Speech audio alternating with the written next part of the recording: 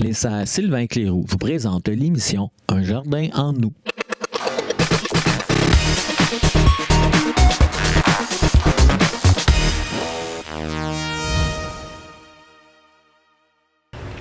Bonjour, bienvenue à Un jardin en nous. Ici Louise Arcan. Aujourd'hui, on parle des plantes exotiques, lesquelles utiliser à l'extérieur. L'incontournable est bien entendu le bananier Musa morelli. Le bananier Musa morelli ne fait pas des bananes, mais fait des feuilles extraordinaires. Et en plus, il est tellement vigoureux. Vous pouvez l'utiliser sur le bord de la piscine. L'important, c'est de ne pas trop le mettre au vent. Parce que c'est sûr qu'au vent, la grosseur qu'il va briser les feuilles, il peut les abîmer. Alors de le mettre dans un endroit quand même très chaud parce qu'il tolère bien le soleil, mais un peu à l'abri du vent.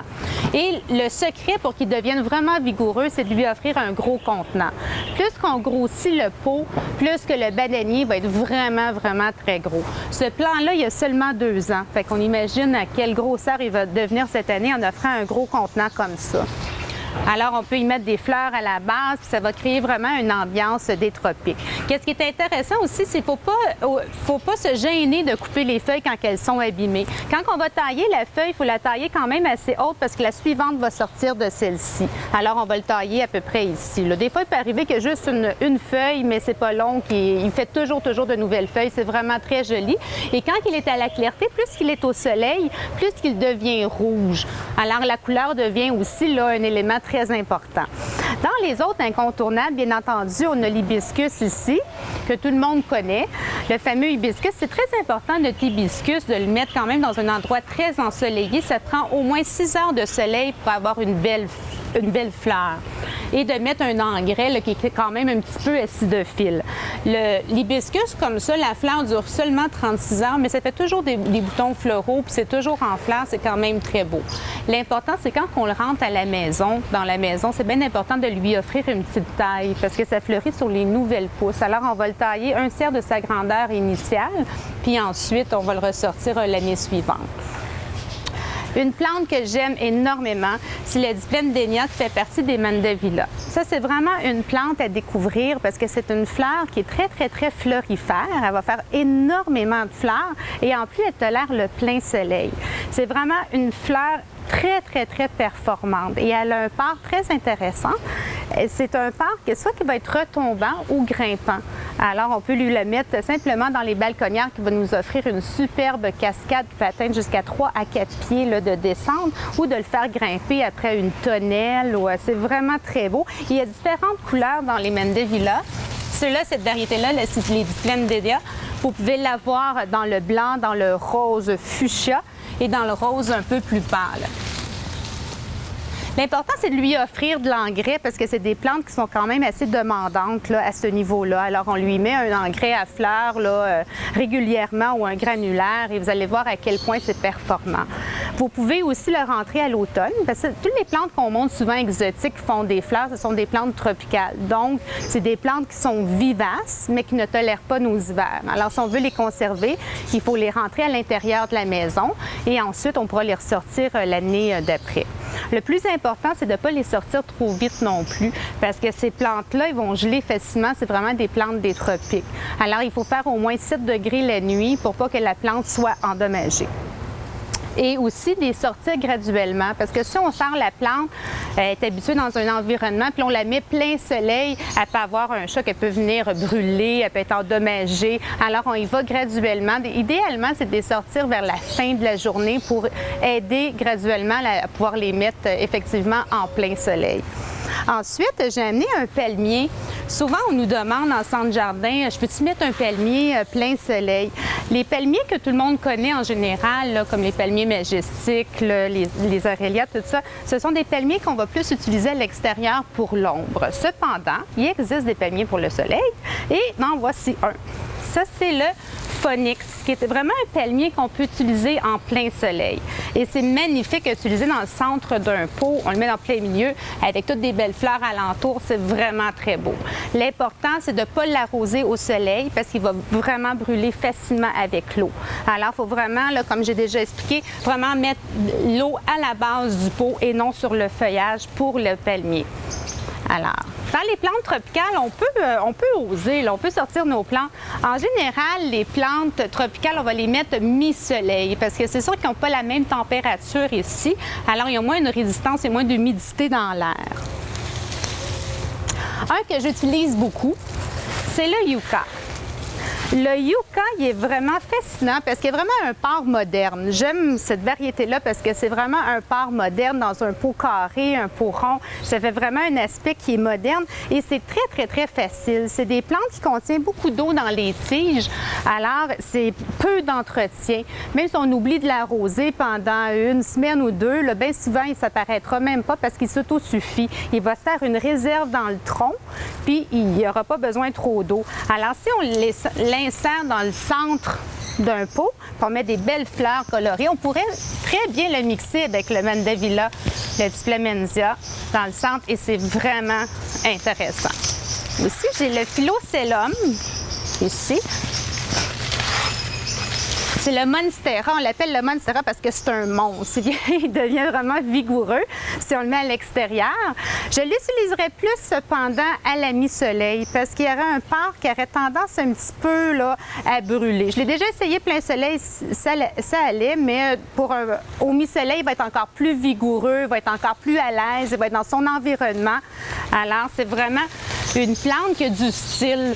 Et une plante comme ça plantée, on peut les planter en pleine terre aussi. Ce que je vous suggère de faire quand on plante nos plantes tropicales en pleine terre, c'est de conserver le pot.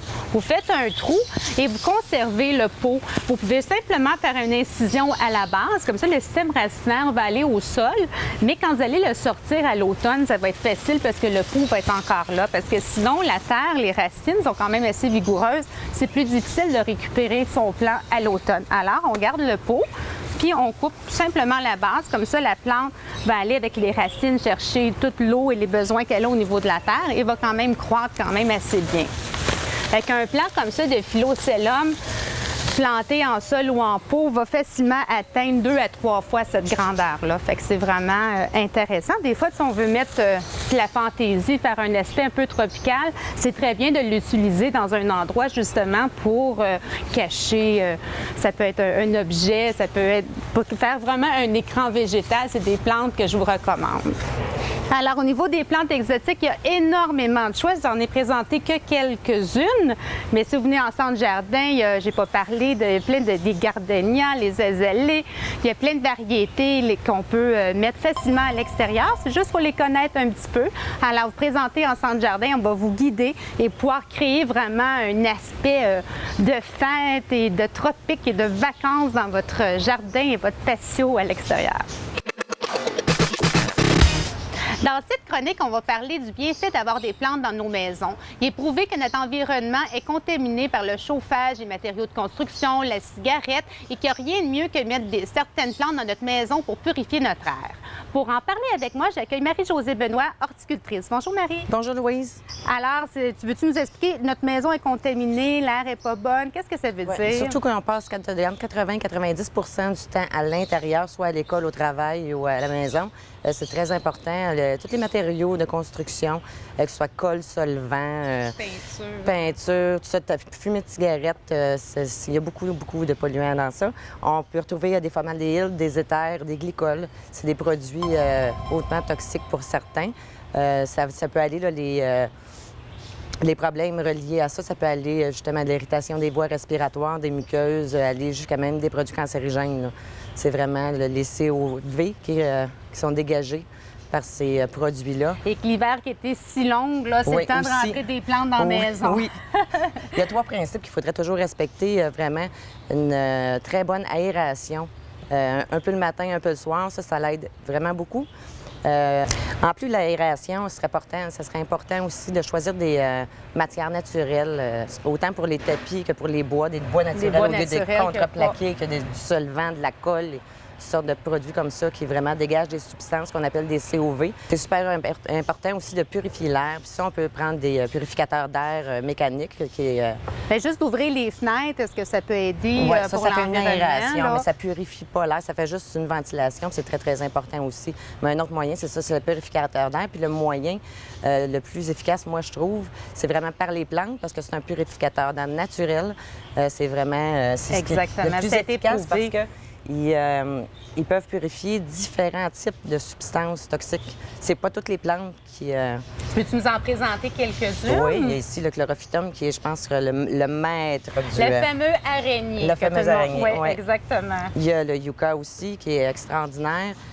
L'araignée, la fameuse araignée, je pense que c'est la championne des purificateurs Oui, d'air. ils ont hein? découvert que c'était une bonne purificateur d'air. Ils ont fait des tests à la NASA, puis c'était pour dépolluer la station spatiale. C'est comme ça qu'ils ont fait les premiers tests. Ils cherchaient une solution pour...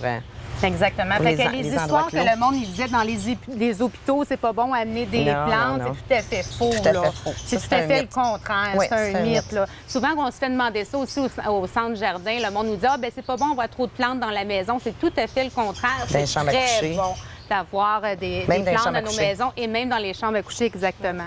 Ici, j'ai un yucca. Le yucca, tout comme le dracéna, élimine un gros pourcentage des formaldéhydes et de l'oxyde de carbone. C'est très avantageux. C'est important de varier les plantes parce qu'il n'y a pas deux plantes qui absorbent les mêmes substances au même niveau. Fait qu'en ayant un mélange, dépendamment de la position qu'on les met dans la maison, c'est Puis à combien de vraiment ce qu'il y a distance qu'on plus, doit les placer pour qu'il y ait une- vraiment une efficacité? Une bonne plante de bonne grosseur là, au 10 mètres carrés. à peu près. Au 10 mètres carrés, fait que ça Quand n'en même. prend pas tant que ça. Non, pas là. tant que ça. C'est, D'accord. Puis on peut les mettre dans n'importe quel environnement. On peut les mettre Non, dans pas la n'importe- chambre ou la cuisine ou il oui, y a mais il vraiment faut des vraiment places? respecter les besoins de la plante. Si on veut avoir une plante en santé, c'est important là, qu'elle soit dans un bon terreau. C'est important qu'elle ait le parlant bon de éclairage, plantes, le bon arrosage. Exactement. C'est bien Avec important de plus en si plus on efficace. veut avoir une performance avec nos plantes, il faut que nos plantes soient en bonne santé. Et pour qu'ils soient en bonne santé, à un moment donné, on a besoin de les rempoter, de changer le pot et d'aider les racines. Alors, on va faire ça ensemble. Alors, on va montrer, c'est important quand on veut changer notre plante, de respecter un peu la grosseur des pots. Quand on a une grosseur de pot, mettons de 10 pouces, on va aller une fois, ça marche par chiffre pair, donc on va aller pour un 12 pouces. Il ne faut pas mettre un pot qui est beaucoup trop grand, parce que si c'est trop grand, les racines peuvent pourrir, il va y avoir trop d'eau qui va se former au niveau de la base. Alors, on va aller chercher un pot qui est une fois supérieur à la grandeur qu'on a initiale. Alors, Comme on va- un petit terreau fond. c'est toujours mieux de se mettre deux pour faire le rempotage parce que quand c'est des grosses plantes, ça prend quelqu'un pour bien tirer. Vous voyez? Quand les racines commencent à sortir du pot, là, ça veut dire que... Mais voyons donc. OK, bon, et voilà. C'est important aussi, quand on rempote une plante, d'aider le niveau des racines, là, de les briser. Quand on brise les racines, ça va aider justement là, à s'étendre dans le pot, là, À puis ramifier. remettre vraiment à ramifier et mettre la plante là, en santé, qu'elle va pouvoir être plus vigoureuse. Aussi, l'élément très important, c'est de prendre le bon terreau. Une plante tropicale, on prend un terreau pour les plantes tropicales. Et aussi, on vérifie. Si on a des plantes qui sont plus dans la famille des cactus, on va choisir vraiment un terreau pour le cactus. Ou sinon, on peut aller plus large là, avec un terreau pour plantes tropicales. On est sûr de ne pas se tromper. Alors, Marie, elle va mettre un peu... On met un petit peu de terre dans le fond de notre pot, là, c'est bien important. Et... Excusez. Le meilleur temps, Marie, pour empoter nos plantes, c'est quand elles Au partent printemps. au printemps? Tant qu'ils repartent en croissance. D'accord. L'hiver, là, sont comme en dormance. Oui, un hein? peu, oui. C'est quand la période que la plante tombe en repos? Ben, à la fin, vraiment à l'automne. À partir de l'automne, puis elle repart quand les jours rallongent. OK. Et est-ce que c'est bon d'utiliser un engrais pour nos plantes vertes? Oui, l'idéal, c'est un engrais là, égal 20-20-20 ou Un engrais même on tout peut y usage, aller. là. C'est ça, justement, on parle de plantes dépolluantes. On est mieux d'y aller avec un fertilisant organique. OK, parce que si on De l'algue, utilise ça un aussi, engrais... ça fait des substances. Ben oui, c'est intéressant. Alors, si on utilise un engrais qui est chimique, bien, on n'aide pas la plante Non, à donner, vraiment. à purifier l'air. Ouais, Alors, elle c'est important déjà se d'utiliser... débattre contre le. Très bon point. Fait que ça serait vraiment Alors, avec et une voilà. algue L'algue ou un granulaire Ouais. organique. Là. organique. Parfait. Alors, bien important, quand on finit l'empotage, de bien arroser notre plante et le tour est joué. Un bon coup d'eau. Alors, c'est sûr, quand on fait ça au printemps, idéalement, on peut s'installer dehors puis tout empoter nos plantes en même temps. Ici, on n'a pas un terreau pour plantes tropicales. On peut utiliser notre terreau véranda ou notre terreau pour bac à fleurs, parce que c'est un peu le même genre de terreau. C'est un terreau qui va contenir de la vermiculite et de la perlite. Il y a un peu de mousse de tourbe et de compost à l'intérieur, fait que c'est parfait. Alors, et voilà. Dans les plantes antipolluantes, est-ce que dans la famille des plantes succulentes, on en retrouve? Est-ce que les plantes succulentes font partie de cette... Oui, aussi toutes les plantes, mais c'est des substances différentes qui... même les plantes à fleurs, les potées fleuries, le gerbera est un excellent, le chrysanthème, c'est un excellent aussi antipolluant. Ah, il y a même des variétés à fleurs là, qui font ce travail. C'est pas seulement les plantes vertes. La plupart des plantes sont antipolluantes. C'est juste à des niveaux différents. La substance qui est différente aussi, là, qui est plus ou moins absorbée. Fait que si on a besoin de renseignements, on peut aller sur Internet, vérifier. Il y a beaucoup, j'avais lu On peut mettre des liens sur notre site. Exactement. On va mettre des liens sur notre site pour justement pouvoir vous informer quelles plantes vous pouvez utiliser pour quel objectif vous voulez atteindre là, pour la purification d'air. Et aussi, si vous présentez là, en jardinerie, habituellement, là, tout le personnel est quand même assez compétent et connaît un peu les informations pour vous aider à ce niveau-là. Alors, merci beaucoup, Marie, pour toutes ces informations. Au plaisir. Et, la prochaine chronique. Dans cette chronique, on parle des belles exotiques qu'on a sorties à l'extérieur, nos plantes. Quand on les rentre à l'intérieur, il y a des étapes à suivre pour ne pas propager les maladies ou les insectes. Alors, pour en parler avec moi, j'accueille Alain Charbonneau, mon agronome. Bonjour, Louise. Bonjour, Alain. Alors, y a-t-il des étapes à suivre quand on veut rentrer nos plantes qu'on a sorties à l'extérieur Oui. pour les rentrer à l'automne? Absolument. La pire des catastrophes qu'on pourrait faire, c'est de ne pas se préparer, de décider du jour au lendemain de rentrer une plante dans la maison. Ça serait ce que la plupart des gens font. C'est ça. C'est là qu'on va amener des bébites dans la terre ou sur les feuillages. Pour pouvoir garder une plante, parce que la plupart de nos maisons maintenant modernes ne sont pas équipées d'une cave assez froide. On n'a plus vraiment d'équipement pour garder nos plantes à long terme durant l'hiver. C'est pour ça qu'il y aura beaucoup d'erreurs et d'essais. Ça se peut que là, on fasse un essai, puis que l'erreur soit que la plante meurt durant l'hiver. Mais il faut quand même essayer de le faire. Parce qu'il y a des plantes qui ont besoin de dormance, qui vont être comme des bulbes, des choses comme ça, qui ont besoin des endroits plus frais, et d'autres qu'on peut simplement retraiter comme des plantes régulières, tropicales dans la maison. Oui, il ne faut pas s'attendre à des miracles à ce qu'elles soient belles dans la maison. Mais l'objectif, c'est de les garder en vie pour la prochaine saison estivale. L'idée qu'il faut faire, c'est qu'il faut vraiment choisir la bonne semaine. Il y a des gens, parce que je dirais, tout dépendamment des fins d'été, on pourrait les rentrer aussitôt que la fin septembre puis aussi tard que la fin octobre, tout dépendamment de la disposition. C'est ça, avant les risques de gel. En plein ça. Le risque de gel, puis surtout le risque de froid intense par le vent. Parce que des fois, nos plantes peuvent être protégées du gel, mais durant le jour, il va y avoir un vent froid. Puis des plantes comme le bougainvillier, des plantes comme l'hibiscus qu'on retrouve ici, vont être hautement fragilisées par ce vent froid-là. Elles n'aimeront pas ça. Les plantes qu'on veut garder, il faut vraiment que ce que j'appelle des plantes spécimens. On veut vraiment, soit qu'on les a payées cher, soit qu'elles sont de gros calibre. Parce que des fois, ça ne vaut pas la peine de les conserver. Fait qu'il faut vraiment identifier ceux qu'on veut vraiment conserver, puis que ça vaut la peine, parce qu'il y en a qui vont valoir encore plus cher, parce qu'ils vont profiter. En plein ça. Exactement. Ou bien on les a reçus en cadeau de quelqu'un, puis on a une valeur sentimentale par rapport à cette plante-là, puis on veut la garder à long terme. Fait que c'est les 3 genres de catégories de plantes qu'on pourrait rentrer. Ce qu'il faut faire, quelques semaines avant de les rentrer, il faut regarder le comportement de nos plantes.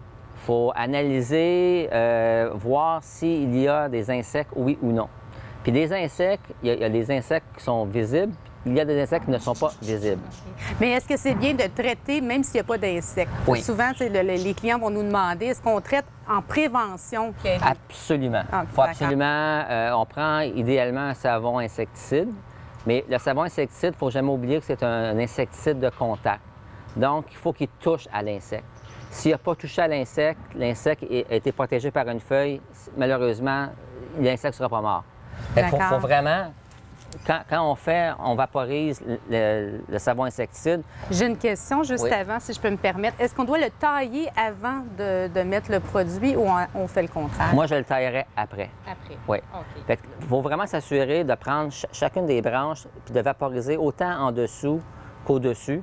Puis vraiment, dans les nœuds, OK. c'est là que des fois, il va y avoir des insectes. Puis le pire des insectes qu'on pourrait rentrer, ça serait de la cochenille. Tout à fait, Bon, tout à fait. on parle la même langue, hein? La cochenille, Exactement, qui est presque ça ressemble à de la petite indestructible. ouate blanche qui s'installerait dans le nœud des feuilles. Puis si on trouverait de la cochenille sur une plante, Ça se propage. ça se propage. Puis moi, je dirais qu'on la rentre pas. Non, exactement. dirais- Ou on la traite vraiment, là, si c'est juste un petit peu infesté avec de l'alcool. Oui, on peut prendre l'alcool avec un Q-tip, avec un petit bâtonnet, avec des bouts des petits bouts. Puis on prend l'alcool, on imbibe nos petits bouts de ouate avec de l'alcool. Puis on vient frotter sur chacun des endroits blancs où est-ce qu'on aurait trouvé la cochenille. Exact. Il C'est faut une faire grosse job. aussi attention aux outils qu'on utilise parce que souvent, on va couper une branche qui est infestée, puis on va aller couper une autre branche Oui. avec le même outil, puis on va propager un peu la maladie aussi. Oui, ça c'est hein. important. Notre sécateur, de bien le laver, soit de l'eau et du savon, ou bien un truc que les professionnels utilisent, mais que j'aime pas vraiment, il faut faire attention. On met de l'alcool, puis on brûle l'alcool. Mais c'est à la maison, vraiment faire attention si on fait ça. Le truc, qu'il soit propre avec de l'eau et du savon, c'est déjà une étape adéquate. D'accord. Après, quand on a décidé, on a évalué la plante pendant quelques semaines, on l'a regardé, on ne trouve pas d'insectes. Malgré tout, on a mis des traitements d'insecticides. Je dirais insecticides avec du savon insecticide qu'on a mis partout, autant au-dessus qu'au-dessous. On regarde durant le comportement de la plante quelques semaines d'avance. Puis après ça, on décide de la rentrer. Mais quand on la rentre, est-ce qu'on doit changer la terre? Parce que Bon. si on amène la terre, on va amener les petits insectes qui y vivent. Oui, parce que les insectes peuvent s'installer autant sur la plante que que dans la le sol. terre, c'est ça. Il y a une règle de base qui dit, mettons comme cette plante-là ici, elle a à peu près, elle a un ratio similaire au niveau de la hauteur de la plante et de la racine. Si on coupe la plante du tiers, on devrait couper du tiers les racines. Si on coupe la moitié de la plante, on devrait couper la moitié des racines. Oui, c'est vraiment une règle, une règle de pouce là, du jardinier. Puis cette règle-là, on pourrait aussi à l'automne, en coupant du tiers ou de la moitié de la plante, enlever toute la terre, puis repartir avec doucement. On enlève la terre des racines, puis on repart avec de la nouvelle terre. OK, au Ça, complet. Au complet. OK, Fait que d'accord. Ça serait vraiment le temps de le faire très bien à ce moment-là. Ah, OK, d'accord. Ah, c'est intéressant.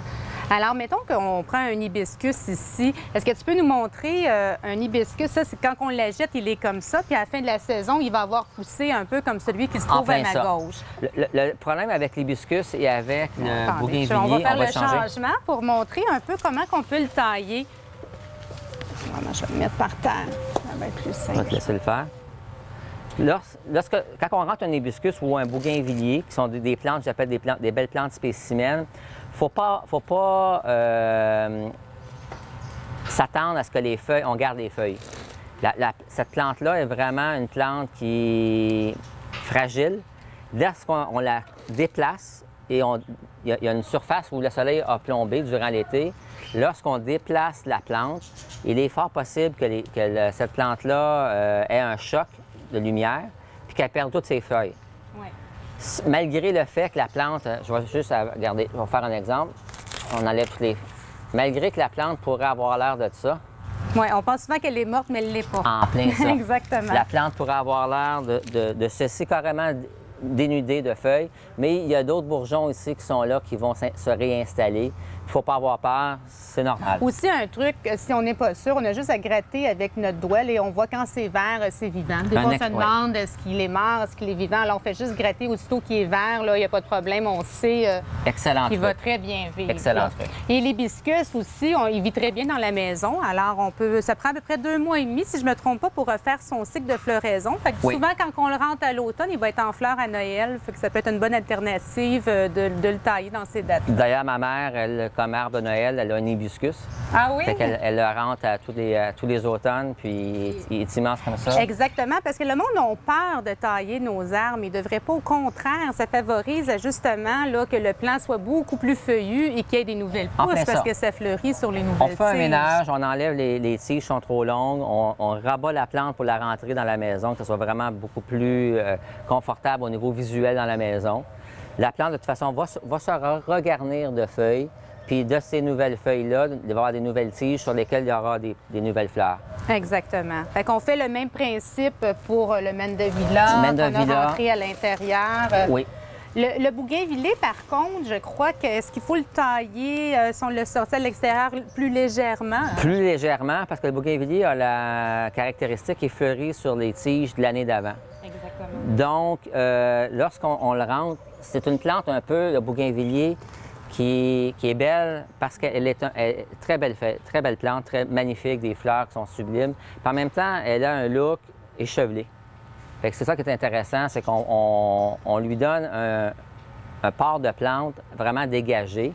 Ça lui donne vraiment une belle personnalité. Et sa floraison, c'est le feuillage. La floraison est particulière d'un bougainvillier parce que c'est la feuille qui change de couleur, un peu comme un poinsettia. Un peu dans le même principe qu'un poinsettia. Exactement. Et ça vit dans un sol qui est quand même assez acide. Un peu comme on favorise une engrais qui est plus acidophile pour cette variété-là. Oui, au niveau de la floraison, quand les feuilles sont en fleurs, c'est vraiment sublime. Puis on a aussi des variétés de bougainvilliers qui sont bicolores. Qu'on est capable d'avoir du panaché. Très belle plante. Parfait. Alors, si c'est à retenir, Alain, c'est quoi les étapes, là, juste pour vraiment, là, quand on rentre notre plante? Choisir nos plantes, s'assurer que celles qu'on veut rentrer soient de valeur pour nous. S'assurer avant de les rentrer qu'il n'y a pas d'insectes. Malgré qu'on s'assure, on fait des vaporisations d'insecticides. Ensuite de ça, lorsqu'elles sont rentrées, durant les premières journées, on est attentif. On regarde vraiment de façon attentive en dessous et au-dessus, voir s'il n'y a pas d'insectes qui sont marcheurs ou des insectes comme la cochenille. Fait que c'est vraiment ces points-là. Bien, merci infiniment, Alain, pour tous tes conseils. Ça passe tellement vite quand tu es avec nous. Fait que je vous remercie beaucoup et on se voit la semaine prochaine pour une autre émission.